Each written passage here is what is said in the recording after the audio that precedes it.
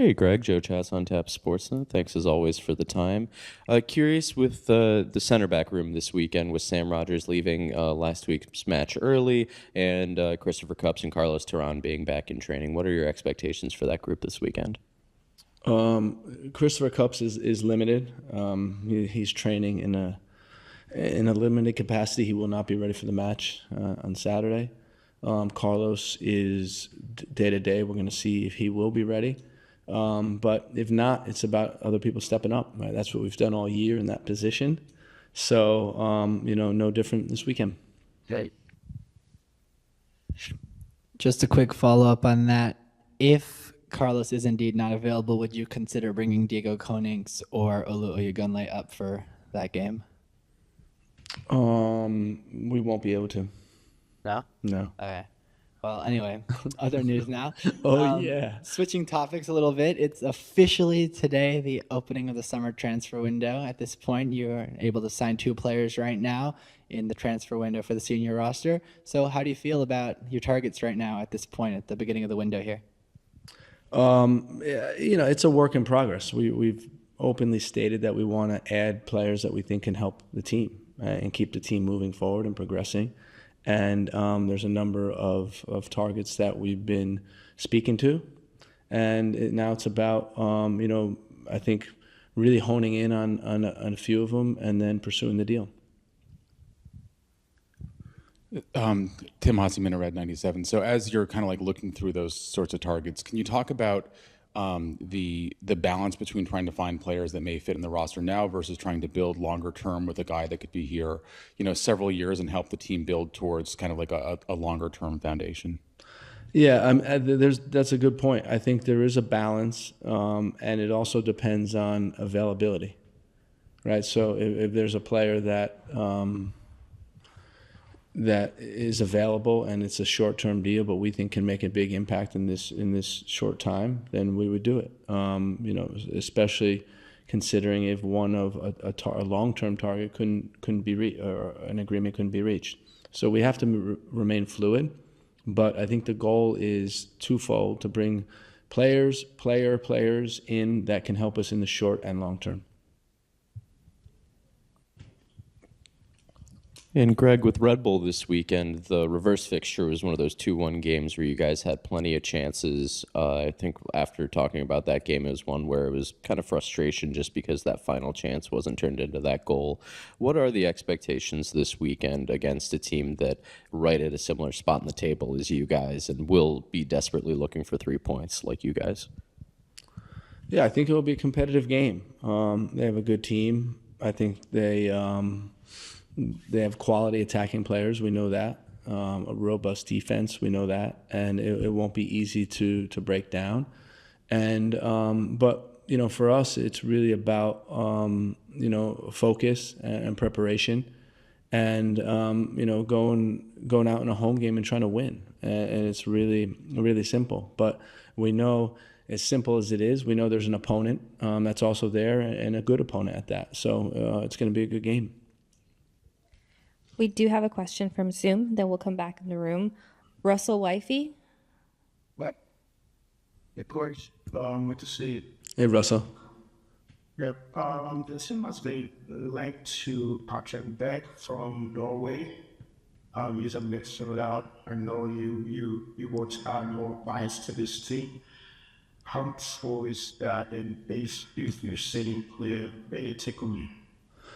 Yeah, I've learned a long time ago that the stock answer for this is we're not going to comment on anyone that's not currently on our roster. I think that's a safe way to answer that question. Do you have another question, Russell?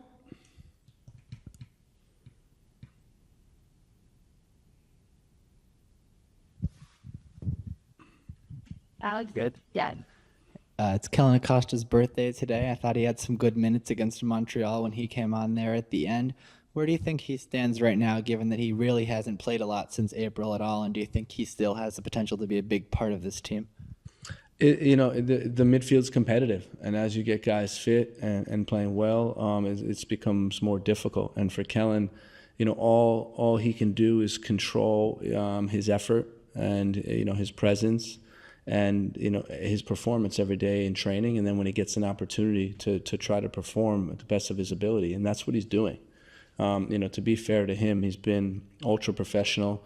Although I can imagine frustration with not playing, the role that he envisioned, he still can play a valuable role, especially considering, coming in and trying to help the team at times, maybe starting at times. But whatever that is, whatever anyone's asked, all we can ask of them is that they go on and try to execute their role. And Kellen's been doing that.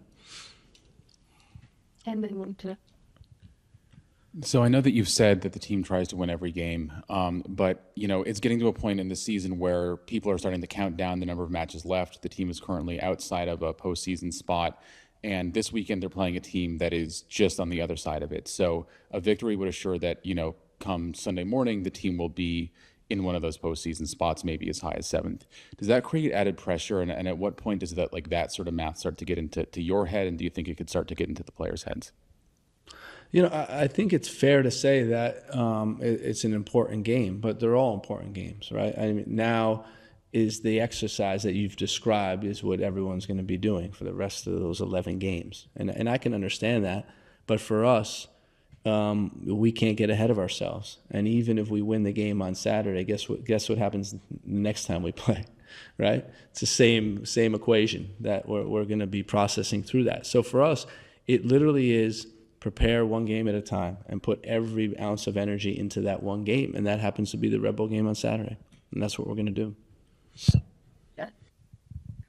On a slightly different note, last night with Philip Zinkernagel, 30 minutes in the All-Star game, gets a goal contribution, gets out healthy. How was it seeing him thrive, and nothing negative on your roster as well, just through his 30 minutes? Yeah, I mean, I guess you hold your breath a little bit, making sure that they come back healthy. Thankfully, every player did in the All-Star game. It is a big deal, I think, to take part in it. And he mentioned how, all the fanfare associated with the All-Star game, and they do a great job of building that All-Star game up. We are happy to have Phil participate in it. It's a great honor for the club and for him individually, and nice for him to stick with his routine and got an assist, got a goal scoring point in the match.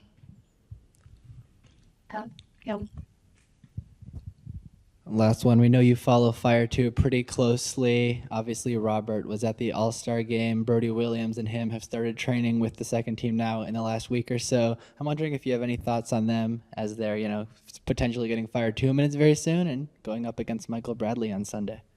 Yeah, I think that first off is that it's, we have to be patient with these players. And for us, it's really about exposing them to challenges and then supporting them through these challenges. And whether that means the second team, first team, second team games, we want to expose our young players to challenges, and we want to see how they respond to it. And that's a huge part of development. It's not always a smooth path, but for them, it's important to get tested along the way. Back to the All-Star game just for a second. So you were watching Zinkernagel, but you were also watching somebody else, I'm sure, pretty closely.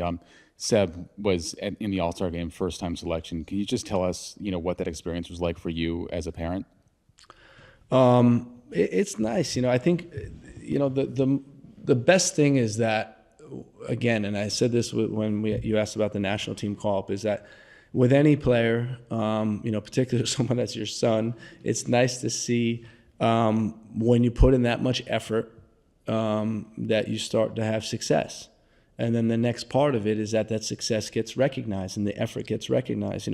He's had a very good season so far, and it hasn't gone unnoticed with recognitions like getting called into the national team, making the All-Star team.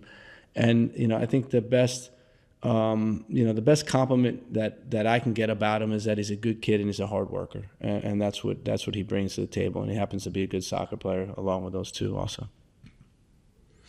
Thank you very much. Thank you. Favorite Chance the Rapper song? I have a lot of Chance the Rapper songs I like. I'm excited. I gotta don't hold me too long in the press conference so I can listen. Okay, good. Thanks, Greg. Thank you.